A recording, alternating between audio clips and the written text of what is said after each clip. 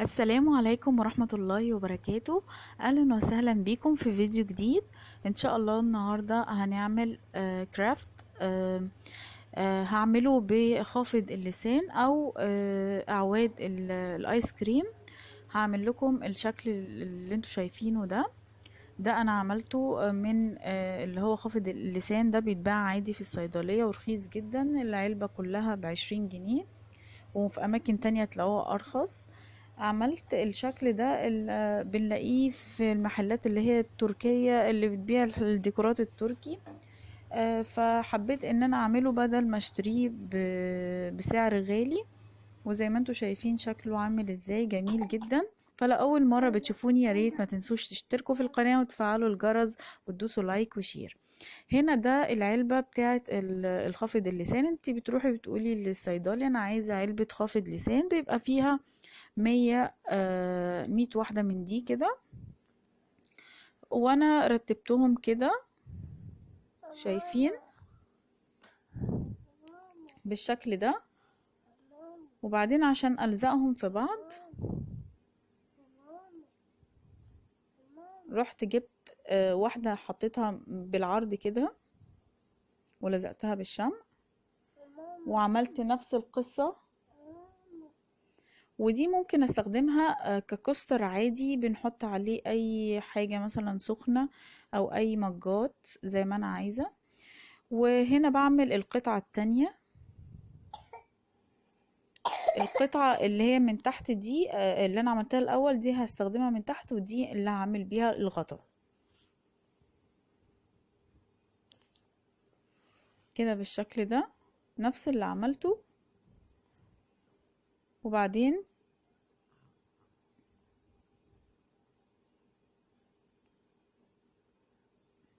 هجرب بقى ان انا اعمل الجوانب. فاشوف الطول اللي انتوا عايزينه بتعملوه. هستخدم بس 4، ومن الجناب هروح قصها بالشكل ده كده، ومن هنا كمان. انتي بتحاولي ان انتي تظبطيها، اهم حاجة تبقى على قدها علشان خاطر تمسكهم كلهم ببعض. اهي بالشكل ده.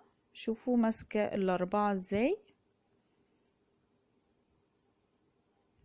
اهو هخلي دي الجناب بتاعتها.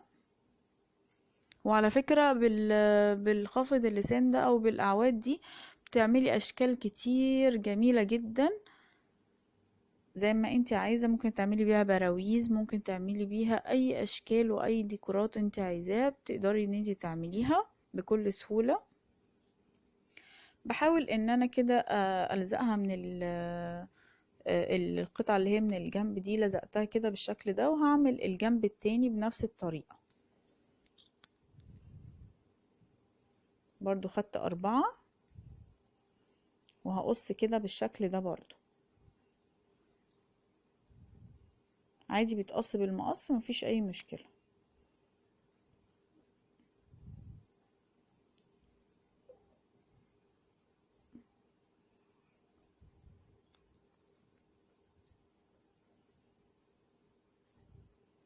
كده اهو بالشكل ده.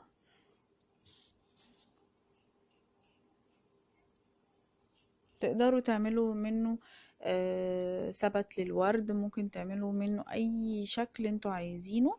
الحاجات دي متواجدة كتير قوي وبأسعار غالية برا، فانت ممكن تعمليه بكل سهولة، مفيش اي مشكلة. هنا طبعا قستها لقيتها اكبر، عايزة ادخلها جوه، فهقص الجوانب دي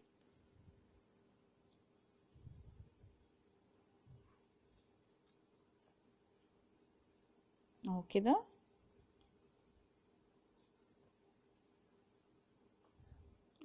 هلزقها بقى بالشمع كده من تحت، وكمان هلزق الجوانب. بس انا ما عملتهاش، هعملها كده بالشكل ده، وهمسكها كده واثبتها كويس قوي عشان تمسك.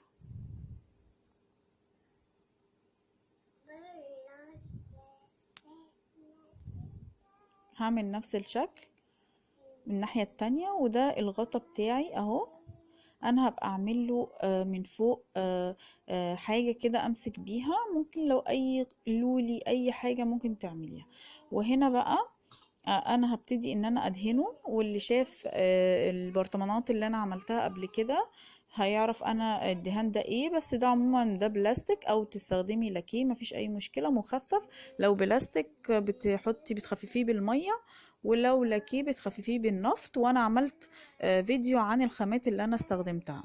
وبالنسبة للون ده فانا عاملة نقطة ازرق على ابيض على نقطة اصفر، او ممكن بتحطي نقطة اخضر وتريحي نفسك. بس انا عشان كان عندي دي عشان اعمل اللي انا همسك بيها. دي كانت عندي بتاعت ستارة، اللي هي الحلقان بتاعت الستارة، ودهنتها كده بالشكل ده. وبعدين هبقى الزقها. ودي صورة بقى كانت انا طبعتها من على البرنامج البنترست، وقصيتها بالشكل ده. وبرضو عملت فيديو عن البرنامج ده وازاي تنزلي الصور. وعندي هنا بقى ورنيش مائي علشان خاطر ألزق بيه الصور. وانا برضو وريته لكم في فيديو الخامات، ورخيص جدا، ده كيلو ب25 جنيه، وهو مكتوب كمان على العلبة. وكمان انا بدي بيه طبقات حماية علشان خاطر ما يحصلوش حاجة من لو جت عليه اي مية. بس على فكرة ده لو انتي بتدهني بلاكيه مش هتحتاجي ان انتي تدهنيه خالص بالورنيش المائي. هو يا دوبك انتي بتلزقي الصور وبتمشي على الصور بس. وبديل للورنيش المائي ممكن تستخدمي غيرة مخفف، غيرة ابيض شفاف، بيبقى شفاف. ده ابيض زي ما انتوا شايفينه بس بيبقى شفاف في الاخر. بعدين بمشي عليها كلها. بس انا هنا هعمل بس الصورة دي وبعدين اكمله كله امشي عليه. او ممكن لو مش عايزين تستخدموا ورنيش مائي يعني عليه كله، ممكن لو عندكم سبراي شفاف ممكن تديله طبقة حماية برضو ان انتوا ترشوا عليه. ده في حالة ان هو بلاستيك. اما لو لاكيه مش ضروري خالص. بس اهم حاجة طبعا بتعملوا الكلام ده على الصور بس. وهو ده بيبقى شكله في النهاية. ويا رب يكون عجبكم. وحطيت فيه النسكافيه بتاعي. ويا رب يكون عجبكم الفيديو واستفدتوا منه. واشوفكم على خير ان شاء الله في فيديو جديد. والسلام عليكم ورحمة الله وبركاته.